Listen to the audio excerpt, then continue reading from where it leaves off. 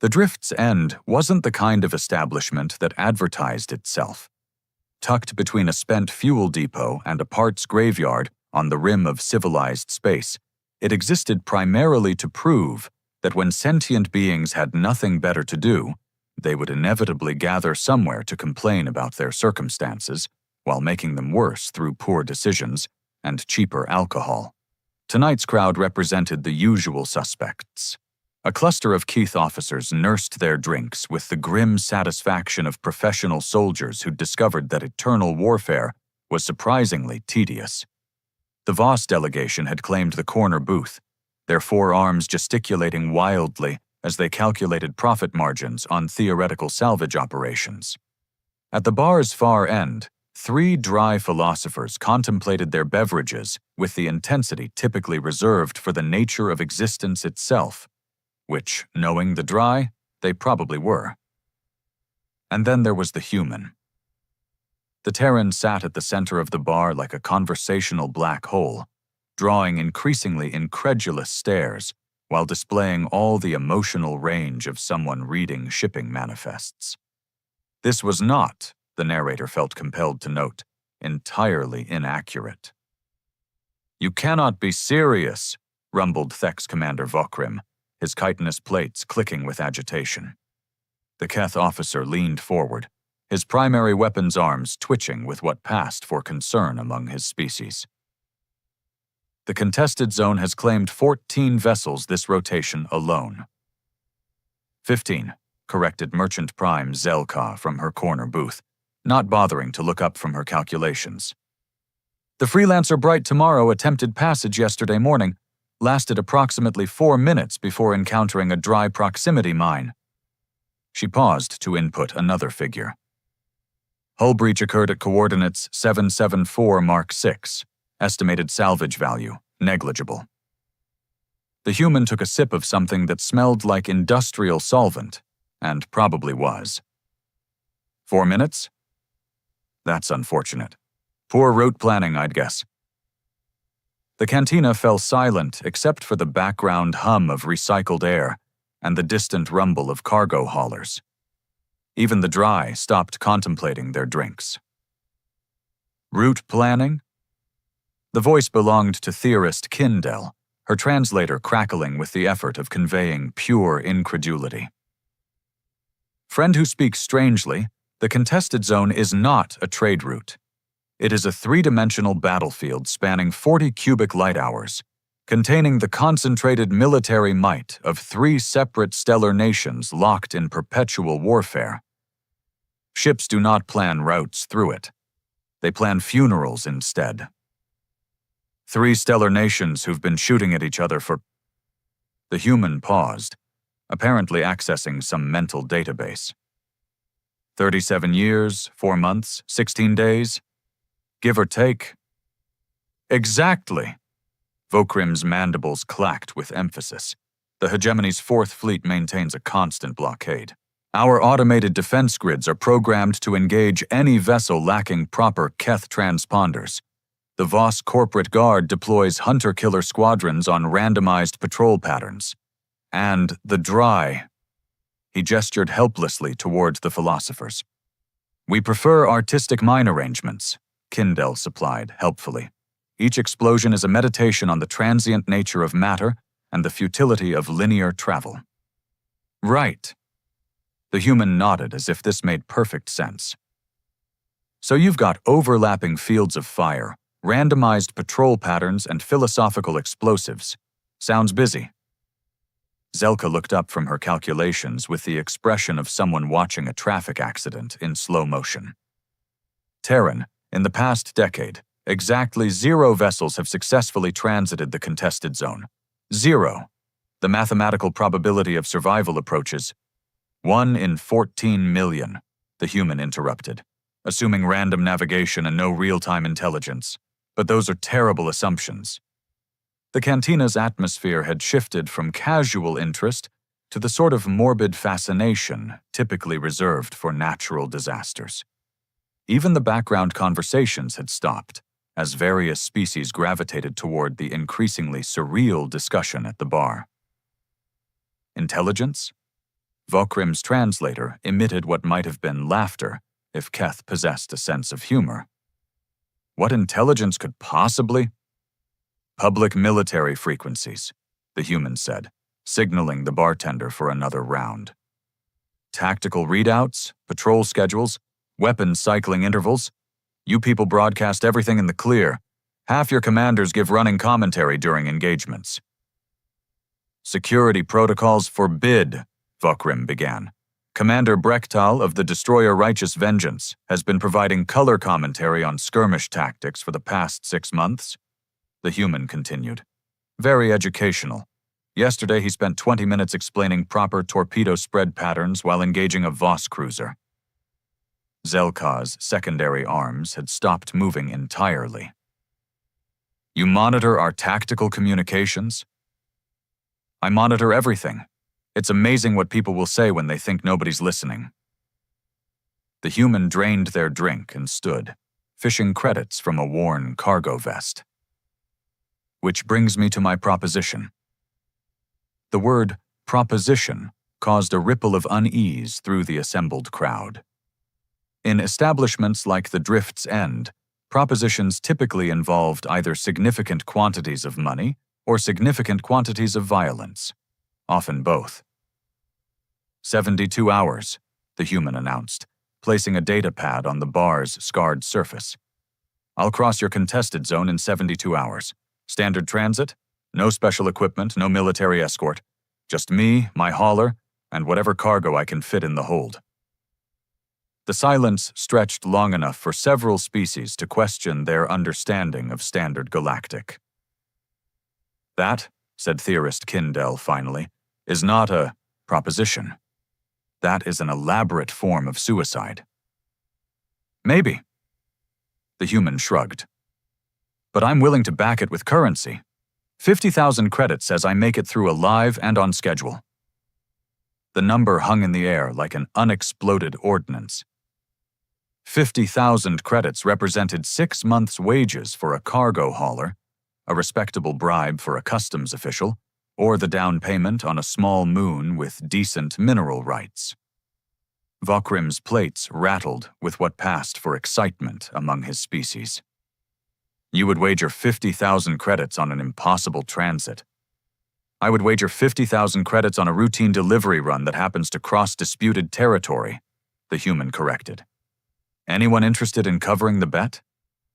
What followed was the sort of frenzied calculation that occurs when greed encounters stupidity in a poorly ventilated space. The Keith officer began muttering about honor and impossible odds. The Voss merchant's 4 arms moved like a computing machine processing profit margins. The dry philosopher stared at the human with the intensity of someone encountering a new form of mathematical paradox.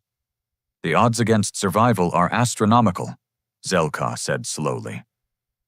The potential return on investment is considerable, Vokrim added. The philosophical implications are fascinating, Kindell concluded. The human checked their chronometer with the casual indifference of someone confirming a lunch appointment. I'll take that as interested parties. Departure in 6 hours, transit time 72 hours, arrival at Freeport Station with proof of successful crossing. Standard contract terms. Payment on completion. Wait, Vokrim's translator crackled. You intend to depart tonight? No reason to delay. The weather looks good and I've got a schedule to keep. The human headed towards the cantina's exit, pausing only to settle their tab with the bartender. Behind them, the assembled crowd erupted into the sort of animated discussion that typically preceded either a revolution or a really expensive funeral. Madness, someone muttered. Suicide, agreed someone else.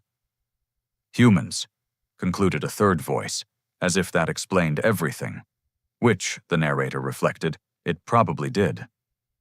News traveled fast in sectors where boredom was the primary enemy, and entertainment came in the form of other people's catastrophic mistakes. Within 3 hours of the Terran's departure from the Drift's End, half the local communication networks buzzed with speculation about the impending spectacle. The other half carried urgent tactical briefings to military commanders who suddenly found themselves facing an unprecedented crisis. What to do about a single civilian vessel approaching the most heavily defended piece of space in the known galaxy? Fleet Marshal Kith Varon of the Hegemony 4th Battle Group received the initial report while reviewing casualty projections from the morning's engagement with a Voss patrol squadron. Her aide, a junior officer, whose enthusiasm hadn't yet been crushed by 37 years of circular warfare, practically vibrated with nervous energy. Marshal, long-range sensors detect an unidentified freighter approaching the perimeter. Estimated arrival in 47 minutes. Kith Varon didn't bother looking up from her data screens. Standard intercept protocol. Warn them off, then vaporize if they continue approach. Next report. Marshal, the vessel is broadcasting on civilian frequencies. The pilot claims to be making a routine cargo run to Freeport Station. This time Kith Varon did look up, her facial tendrils twitching with the particular irritation reserved for stupidity, so profound it bordered on performance art. Through the contested zone? Through the contested zone, Marshal. Is the pilot suffering from some form of neurological damage? Unknown, Marshal. However, preliminary identification suggests the vessel is of Terran registry. Kith Varon's tendrils went perfectly still. In 30 years of military service, she had encountered Terrans exactly twice. Both occasions had resulted in lengthy incident reports that her superiors preferred to file under anomalous events rather than attempt explanation. Human? Yes, Marshal. Brief all squadron commanders. Defensive posture until we determine their intentions. And someone get me the xenopsychology files on Terran behavior patterns. Meanwhile, aboard the Voss corporate battleship Profitable Endeavor, Regional Manager of Military Operations Kelm Taurus was experiencing similar difficulties with basic comprehension. Unlike the Keith, however, Voss confusion typically manifested as aggressive cost-benefit analysis. Run the numbers again, Kelm Taurus ordered, her secondary arms manipulating multiple calculation matrices simultaneously. A single freighter approaching contested space. What's the profit margin on intervention? Her tactical analyst, a nervous individual whose job security depended on accurate predictions, consulted his displays. If we intercept and capture, potential salvage value ranges from 12,000 to 40,000 credits, depending on cargo manifest. However, interception requires diverting 2 patrol squadrons from current hunting operations. Estimated opportunity cost 35,000 credits. So we ignore it? Unless... The analyst paused, highlighting a particular data stream. Sir, the vessel is broadcasting standard commercial traffic control requests. The pilot is asking for clearance through our patrol corridors. Kelm Taurus's 4 eyes focused on the analyst with the intensity of someone discovering an accounting error. Clearance? Yes, sir. Standard shipping protocol. The pilot has filed a flight plan and requests permission to transit corporate security zones. According to the manifest, they're carrying agricultural supplies to Freeport Station. Agricultural supplies? Yes, sir. Through a war zone? Yes, sir. Kelm Taurus spent several seconds processing this information through the sort of commercial logic that had made the Voss corporate states the galaxy's premier military contractor. The result was deeply unsatisfying. Grant the clearance, she finally decided. Sir? If they want to die carrying vegetables, that's their business decision. Make sure our salvage crews are positioned to recover the wreckage before the Keth or Dry claim it. The third vertex of the military triangle presented its own unique complications. Aboard the Dry research vessel, Contemplation of Infinite Sorrow, senior theorist Mem Kala was conducting a philosophical examination of warfare as performance art when her meditation was interrupted by a junior colleague's urgent whisper. Theorist, we are observing an unusual phenomenon. Mem Kala opened her primary visual organs, with the reluctance of someone being asked to examine something unpleasant. Define unusual, student who interrupts reflection. A single vessel approaches the engagement zone. The pilot broadcasts messages of greeting and requests safe passage through our defensive arrangements. And this is unusual because the pilot appears to be treating our carefully constructed meditations on destruction as mere obstacles to navigation. They have requested permission to pass between our flowering death installations, citing efficiency concerns. Memkala's contemplation of warfare as art suddenly shifted to consideration of art as perceived by someone with no aesthetic appreciation whatsoever. The philosophical implications were staggering. What manner of being approaches? Preliminary identification suggests Terran origin, theorist. Ah. Memkala's understanding shifted from staggered to resigned. Humans do not appreciate art. Should we grant passage? No, student, we should observe. The intersection of practical necessity and artistic expression presents fascinating opportunities for philosophical inquiry. Also, ensure our defensive arrays remain active. I suspect we are about to witness something unprecedented. The freighter itself, a battered vessel whose hull bore the scars of routine commercial operation, continued its approach with all the drama of a scheduled mail delivery. Inside the cockpit, the human pilot made final navigation adjustments while reviewing the morning's intelligence reports. "Let's see," they murmured, scanning tactical frequencies. Keth 4th Fleet is running defensive screens around the northern perimeter. Standard patrol pattern, 3-hour rotation cycles.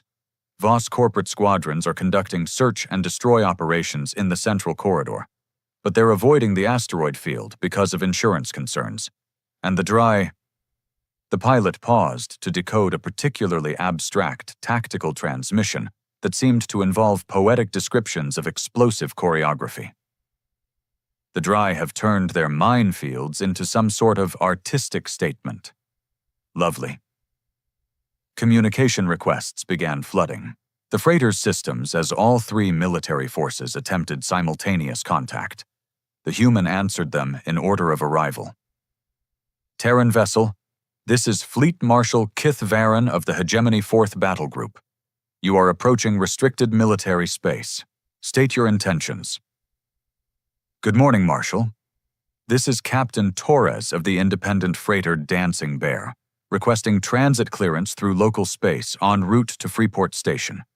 I have agricultural supplies on board and a delivery schedule to maintain.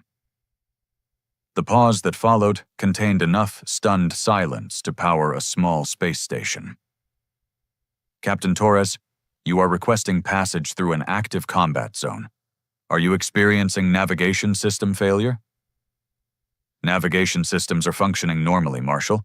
I'm simply taking the shortest route between 2 points. Basic geometry, you know. On the profitable endeavor, Kelm Torres was listening to the exchange with the sort of fascination typically reserved for watching someone attempt to negotiate with a supernova. Captain Torres, she interjected, this is Regional Manager Kelm Torres of Voss Corporate Security. We have granted your transit request, but feel obligated to point out that our insurance policies do not cover civilian casualties resulting from voluntary entry into designated combat zones. Appreciate the heads up, Manager. I'll make sure to file a flight plan with your patrol squadrons to avoid any awkward encounters.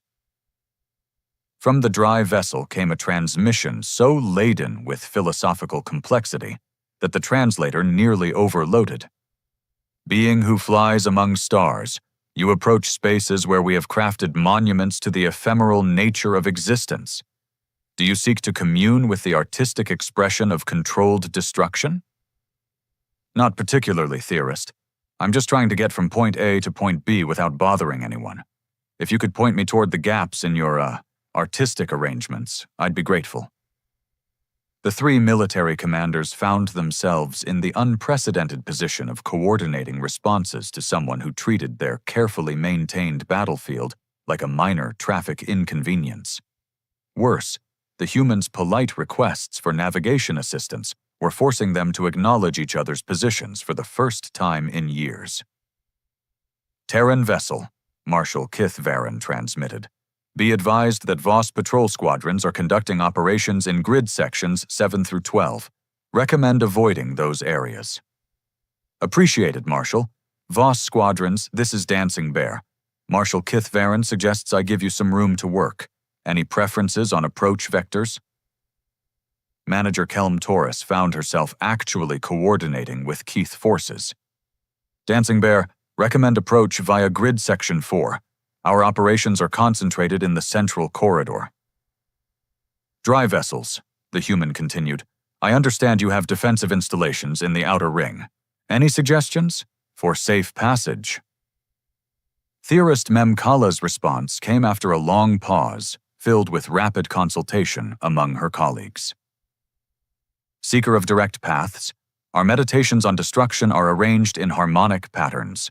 If you maintain bearing 270 and velocity no greater than 0.4 standard, you should pass between the artistic expressions without triggering their activation sequences. Perfect. Thanks, everyone. Beginning approach now. Should take about 71 hours and 43 minutes, assuming no delays. As the Dancing Bear crossed the perimeter into the contested zone, 3 separate military forces found themselves watching with the sort of collective bewilderment typically reserved for natural phenomena that violated basic physics. The human was treating their war like a construction zone, asking politely for alternate routes and promising to stay out of the way. More disturbing still, they were all helping. Hour 12. Captain Torres activated the Dancing Bear's external communication array and began what would later be analyzed by military historians as either the most audacious psychological warfare campaign in recorded history or the most mundane traffic report ever broadcast during active combat operations. Good afternoon, all stations. This is Dancing Bear Traffic Control with your midday navigation update. Keth Destroyer Group Alpha 7, you've got a beautiful spread of plasma torpedoes inbound from bearing 185. Might want to adjust your defensive posture. Voss Interceptor Squadron, recommend immediate evasive maneuvers. Those aren't warning shots. In the command center of the battleship Righteous Vengeance, Commander Brechtal stared at his tactical display with the expression of someone whose universe had just shifted 90 degrees sideways. The human was providing real-time battlefield intelligence to both sides of an engagement while simultaneously navigating between the combatants. Sir, his tactical officer ventured, the Terran appears to be offering traffic guidance. I can hear that, Lieutenant. Brechtal's mandibles clicked rapidly as he processed the implications. Question.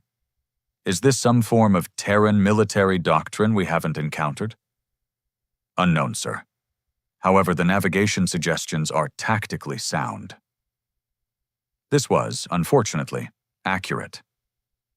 The human's casual observations about incoming weapon signatures and optimal evasion patterns displayed a level of tactical awareness that would have impressed a fleet admiral. The fact that this information was being broadcast to everyone within communications range, including the people currently shooting at each other, suggested either profound strategic genius or complete insanity. Voss Cruiser Profit Margin, Torres continued, you're drifting into that dry gravity mine cluster. Pretty sure those aren't decorative. Aboard the Profit Margin, Captain Heskalm executed emergency maneuvers with the sort of gratitude typically reserved for divine intervention. The gravity mines would have torn his ship apart in approximately 47 seconds.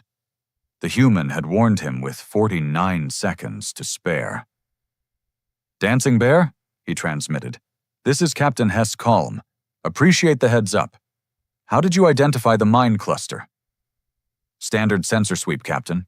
They've got a distinctive gravitational signature. Also, the dry painted them with phosphorescent markers arranged in what looks like a geometric meditation on the nature of circular motion. Very artistic. From the research vessel Contemplation of Infinite Sorrow, theorist Mem Kala observed the human's progress with growing philosophical distress. Her carefully constructed installations of explosive art were being reduced to mere hazard markers by someone who appreciated their aesthetic value, while completely missing their deeper meaning. "Student," she addressed her aide, "the Terran describes our flowering death arrays as pretty but dangerous. This suggests they recognize beauty but not significance." "Perhaps, theorist, significance lies in function rather than intent." Mem Kayla considered this heretical notion while watching the dancing bear thread between her minefields, with the casual precision of someone parallel parking. The human was treating centuries of philosophical inquiry into the nature of destruction, as if it were simply another obstacle to efficient navigation. "Continue observation, student. I suspect we are witnessing something that will require extensive contemplation." Hour 28. The dancing bear had settled into what could only be described as a rhythm. Torres broadcast regular traffic updates, warned various military units about impending collisions or weapons malfunctions, and occasionally offered commentary on tactical effectiveness that would have been considered classified intelligence if anyone had thought to classify common sense. "Keth Patrol Squadron, you're running a nice tight formation there, but your lead destroyer has a plasma conduit leak in the starboard engine housing. Might want to have engineering take a look before it becomes a more serious problem. Dry sensor platform, heads up. You've got incoming Voss reconnaissance drones. They're trying to map your defensive installations, probably for insurance purposes. Voss battle group, your target acquisition systems are painting that asteroid field as a potential threat, but it's just rocks and ice. The actual Keth ambush squadron is hiding behind the moon 3 clicks to your port side." What made these transmissions particularly unsettling to the military commanders was their complete lack of bias.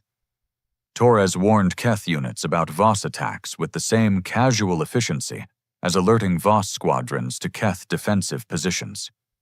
The human appeared to be conducting traffic control for all 3 sides of a 3-way war, treating enemy forces as merely another form of navigational hazard.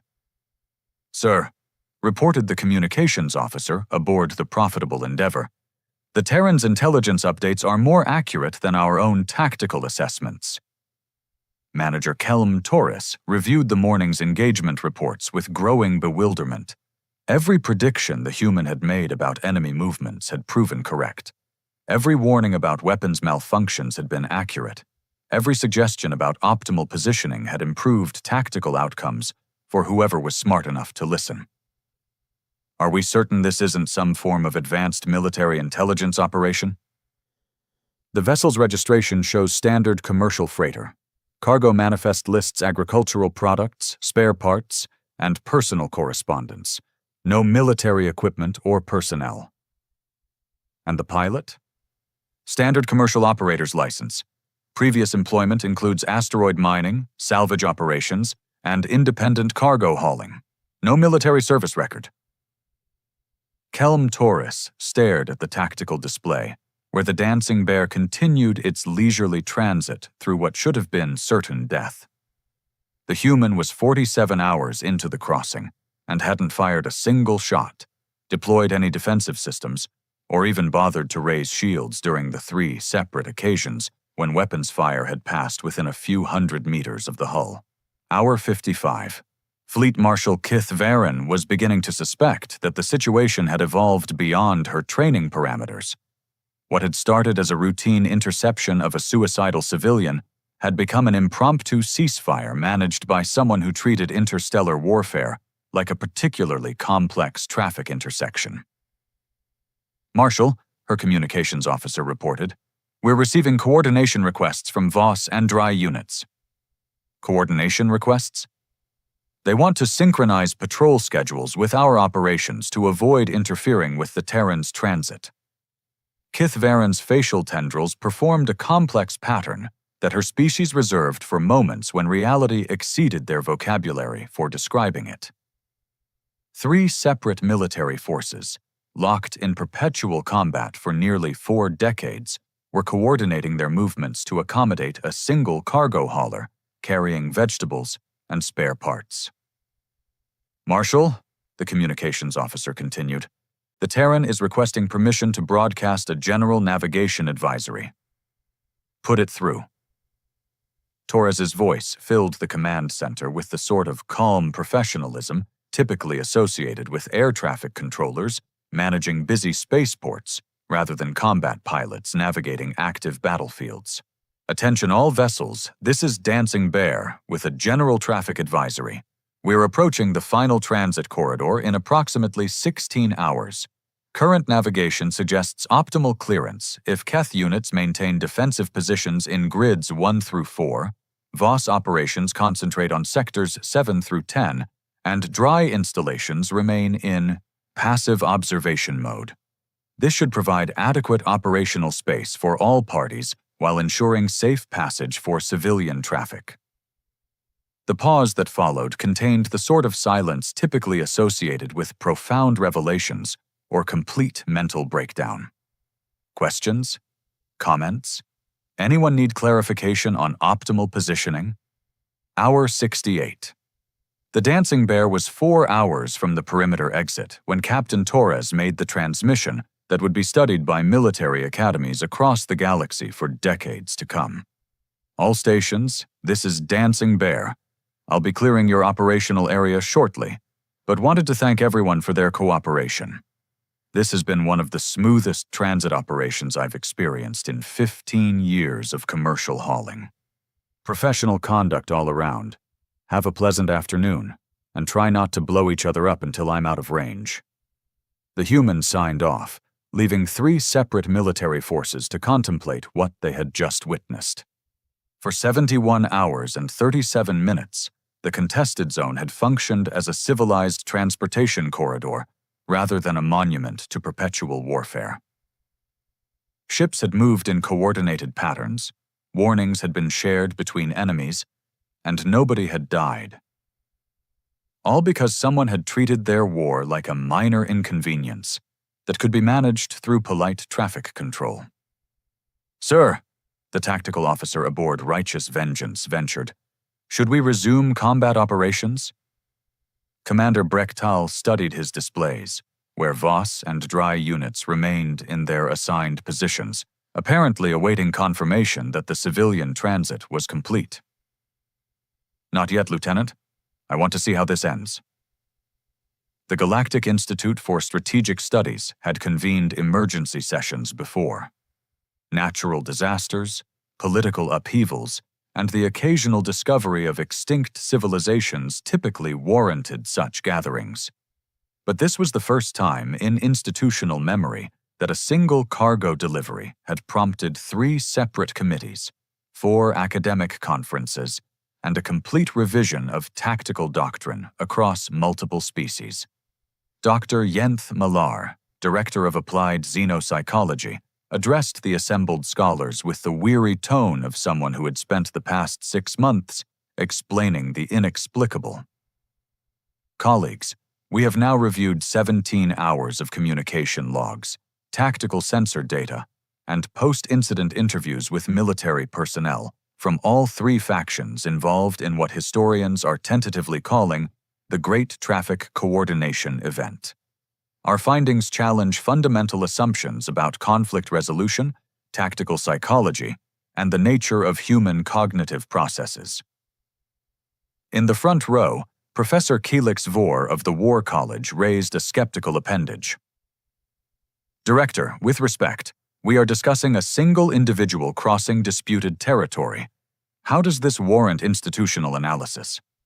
Because, Professor, the individual in question accomplished something that 37 years of peace negotiations, economic sanctions, and strategic bombardment failed to achieve. For precisely 71 hours and 37 minutes, 3 hostile military forces operated in perfect coordination without a single casualty or diplomatic initiative." The assembled academics rustled with the sort of uncomfortable shifting that occurred when established theories encountered inconvenient facts. "Furthermore," Dr. Yenth Malar continued, consulting her datapad, Subsequent analysis indicates that this coordination was maintained through methods that our current understanding of military psychology suggests should not function. Deep in the contested zone, military analysts were reaching similar conclusions through more direct observation. Fleet Marshal Kith Varan had ordered a complete review of engagement protocols following what her official report described as unprecedented civilian interference in tactical operations. The Terran demonstrated real-time awareness of battlefield conditions across a 40 cubic light-hour operational area, reported her intelligence chief. This suggests either advanced sensor technology beyond our current capabilities, or what, Commander? Or the ability to synthesize publicly available information in ways that produce tactical intelligence superior to our classified analytical systems. Kith Varan's tendrils performed the complex gesture her species reserved for acknowledging uncomfortable truths. You're suggesting that our security classifications are protecting information that any competent civilian could derive from open sources. The evidence appears to support that conclusion, Marshal. Meanwhile, aboard the profitable Endeavour, Manager Kelm Torres was conducting her own investigation into what she had begun referring to as the Terran incident in internal reports. Her findings were generating the sort of corporate anxiety typically reserved for quarterly earnings disasters. The humans' tactical recommendations improved our operational efficiency by 37%, her analyst reported. Fuel consumption decreased by 22%. Equipment maintenance requirements dropped by 15%. Casualty rates approached 0. And their fee for this consulting service? They charged nothing, Manager. The individual appears to have provided strategic advice as a courtesy while conducting unrelated commercial business. Kelm Torres contemplated this information through the lens of corporate logic that had governed Voss thinking for centuries. Free consulting services that improved operational efficiency violated basic economic principles. Either the human was conducting some form of elaborate long-term investment strategy, or they genuinely didn't understand the value of what they were providing. Both possibilities were deeply unsettling. Back at the drift's end, Captain Torres sat at the same bar stool, drinking the same industrial solvent, and displaying the same emotional range as a navigation computer. The cantina's atmosphere had shifted considerably since the previous week. What had once been casual interest in a suicidal wager had evolved into the sort of reverent attention typically reserved for natural phenomena or religious experiences. So, Thex Commander Vokrim inquired with elaborate casualness, how exactly did you accomplish the transit? Torres shrugged, a gesture that somehow managed to convey vast indifference to having achieved the impossible. Basic traffic management. 3 groups of people were all trying to use the same space at the same time. I helped them coordinate their schedules. Traffic management, Merchant Prime Zelka repeated slowly, as if testing the words for hidden meaning. Right, like any busy intersection. You've got people coming from different directions with different priorities. Someone needs to make sure they don't run into each other. Theorist Kin Dell leaned forward with the intensity of someone glimpsing fundamental truths about the universe. But the tactical complexities, the strategic implications, the philosophical questions about the nature of coordinated conflict. What philosophical questions? Torres drained their drink and signaled for another. People were shooting at each other in a confined space. Basic safety protocol suggests they should probably coordinate their shooting schedules to avoid accidents. The silence that followed contained enough concentrated bewilderment to power a small research station. You treated a 3-way military engagement as a workplace safety issue, Vokrim said finally. Seemed obvious. Dr. Yenth Millar's subsequent research paper, titled Human Cognitive Patterns and the Recontextualization of Complex Strategic Scenarios, would become required reading at military academies across known space. Her central thesis, that humans possessed an apparently unique ability to ignore strategic complexity in favor of practical simplicity, sparked academic debates that continued for decades.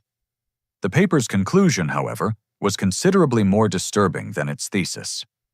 Human subjects appear capable of solving intricate multi-party conflicts by refusing to acknowledge that the conflicts are intricate. This suggests either a profound form of strategic genius or a species-wide inability to recognize complexity when it inconveniences them. Current evidence does not allow us to determine which explanation is accurate. 3 months after the transit, Torres checked their personal communication system and discovered 17 job offers from military contractors, 43 requests for academic interviews, and one particularly interesting message from an unknown sender. "Captain Torres," the message read, "we represent a consortium of commercial interests facing a complex logistical challenge. We understand you have experience with traffic, management in difficult environments. Would you be available for a consulting position? The work involves coordinating supply deliveries through a region experiencing some civil unrest. Compensation negotiable. Please respond if interested."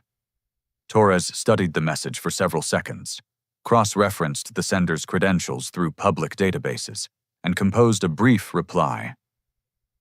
"Available for standard commercial delivery services. Rate, 50 credits per light year plus hazard pay if applicable. Can start immediately." They sent the response, finished their drink, and headed toward the docking bay where the dancing bear waited for its next routine assignment.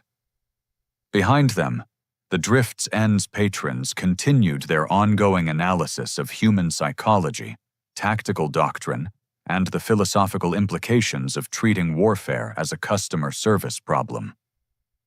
In the contested zone, 3 separate military forces had resumed their traditional patterns of mutual destruction.